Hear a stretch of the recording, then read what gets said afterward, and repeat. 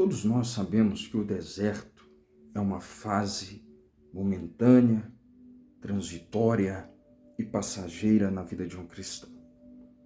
Isso todos nós sabemos. Eu não fui chamado pelo Senhor para trazer novidades humanas, surpreendentemente teológicas, filosóficas, coisas que surpreendam. Não. O meu chamado, o meu ministério é de fazer as pessoas fazerem uma viagem no tempo, de retrocederem um pouco, de olharem para onde esqueceram de olhar, é de ouvirem as palavras que esqueceram de ouvir, é retornarem um pouco para as histórias que foram abandonadas. Então, o meu ministério é de te fazer lembrar, de fazer lembrar. Então, sabendo que o deserto é transitório, a provação, como nós cristãos classificamos, é passageira. Ela por si só não tem valor algum. O que tem valor é o pós-deserto, é a pós-provação. Através das lições que elas deixam em nós, é através dos aprendizados que o Espírito Santo ministra em nossa vida, usando a passagem nossa pela provação, pelo deserto, pela fase ruim.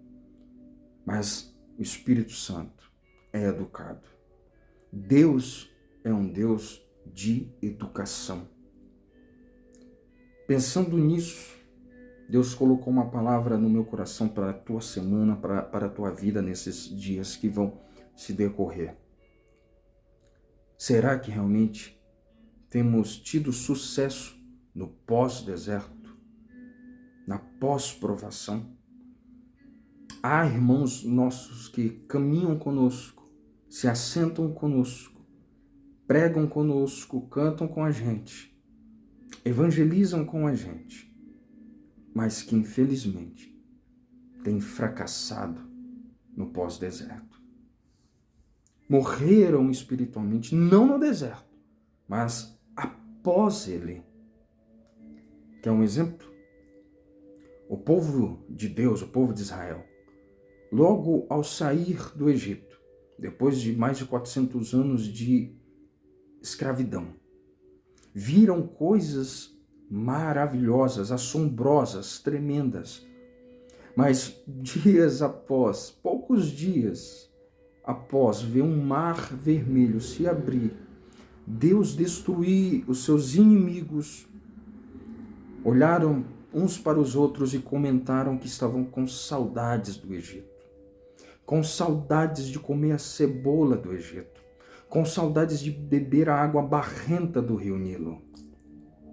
Em Juízes, fala que logo após a morte de Moisés, Josué, Calebe, se levantou em Israel uma geração perversa. Geração essa que não testemunhou os atos do Senhor, mas que ouviu falar sobre ele, mas que esqueceram. Eu estou falando de um povo que já estava em Canaã, já estava com seus pés na terra da promessa, na terra que manava leite e mel. Estou falando de um povo que se chamava povo de Israel, ou seja, povo do Deus vivo, mas que se esqueceram do Senhor. E o ato de se esquecer de Deus, mesmo estando dentro da terra, praticando ritos religiosos ao Senhor, eles eram um povo perverso, pois é assim que o texto os classifica. Simplesmente pelo fato de esquecerem, de não deixarem que Deus os ensinasse através da má fase, da passagem pelo deserto, que era um percurso que duraria 40 dias. Mas devido ao seu coração duro, a sua mente cauterizada, fechada para a voz do Senhor, um percurso de 40 dias durou 40 anos, para que uma lição fosse aprendida, para que lições fossem memorizadas, para que ela fosse repassada, aprendida pelas próximas gerações.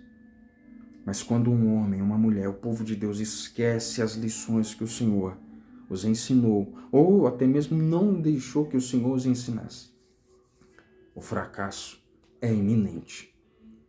Como eu disse, há pessoas que pregam, há pessoas que cantam, há pessoas que evangelizam e fracassaram no pós-deserto como?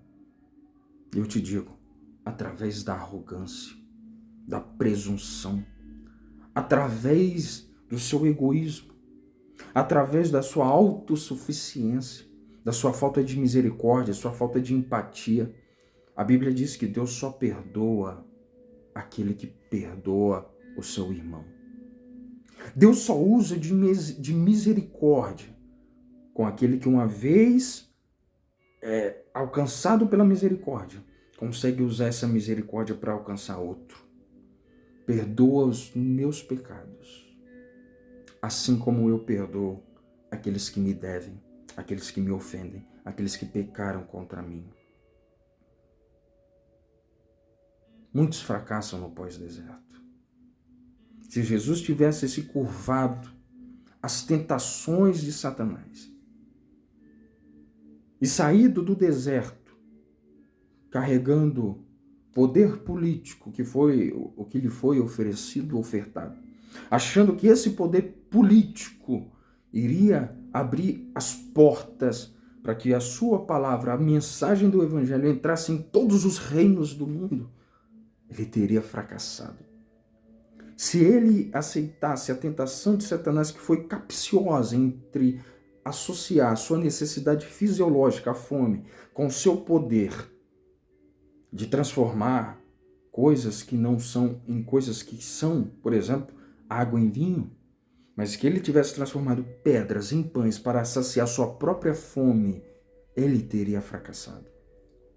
Se Jesus tivesse feito aquele milagre para si mesmo, em um ato egoísta, mesmo que sutilmente para matar sua própria necessidade, ele teria fracassado. Teria saído do deserto triunfante, com seu nariz empinado, com a sua fome saciada, com um poder político sem limites na sua mão para que ele pudesse instalar o reino entre os homens. Ele teria fracassado. Porque há pessoas que têm cedido às tentações de Satanás. E o maior triunfo, para terminar, do mal é quando o mal, Satanás, consegue fazer o mal usando o nome de Deus. O maior triunfo do mal é quando ele consegue fazer que alguém que diz servir a Deus se associe com o mundo. E o mundo, quando eu digo, não são culturas só propriamente ditas de vestes. Não.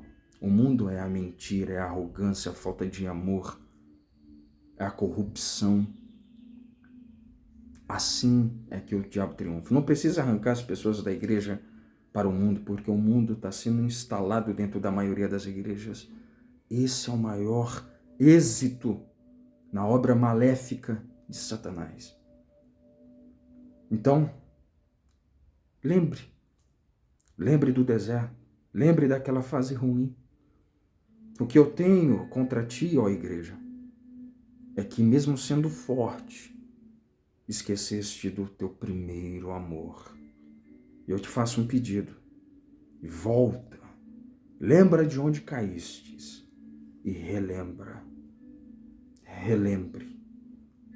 Peça nesse dia que o Senhor resgate aquela passagem no deserto e te ensine lições, que nos ensine as lições que a gente outrora não deixou que Ele nos ensinasse ou nos esquecemos. É preciso voltar ao Evangelho, um Evangelho de piedade, um Evangelho de misericórdia, um Evangelho de amor, um Evangelho que se apoia não em poder político humano, mas que se apoia no poder da palavra, se apoia no poder da memória na palavra, não em atos humanos. Relembre, e o Espírito Santo vai nos ensinar as lições que devemos carregar para o resto da vida. Fique com essa palavra e a sua semana seja uma semana de vitória, uma semana de triunfo espiritual, relembrando e vivendo a palavra do Senhor. Deus te abençoe poderosamente.